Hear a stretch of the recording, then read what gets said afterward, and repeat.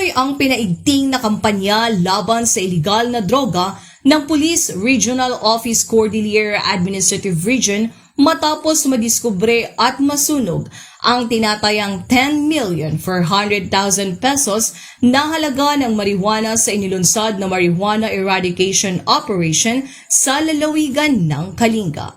Nitong ika-30 at ika-31 ng Mayo ng taong kasalukuyan.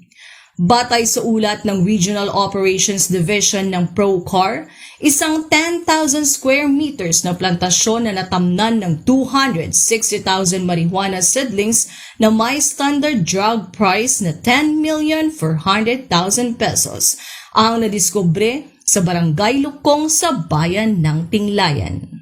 Ang operasyon ay naging matagumpay dahil sa pagtutulungan ng pinagsanib na puwersa ng Tinglayan Municipal Police Station, Balbalan Municipal Police Station, 2nd Kalinga Provincial Mobile Force Company at Philippine Drug Enforcement Agency ng Kalinga.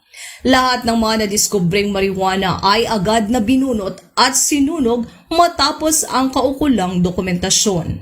Habang patuloy ang isinasagawang investigasyon upang matukoy ang iba pang posibleng plantasyon sa mga kalapit na lugar at ang mga responsable sa iligal na pagtatanim nito. Nananatiling matatag ang ProCar sa kampanya laban sa iligal na droga at hindi titigil sa pagsasagawa ng mga kaukulang hakbang upang makamit at maisulong ang bagong Pilipinas. Mula dito sa Tabuk City, Kalinga, ako ang inyong Police News Network Correspondent, Police Staff Sergeant Precious May Donaal, alagad ng batas, tagataguyod ng balitang pulis.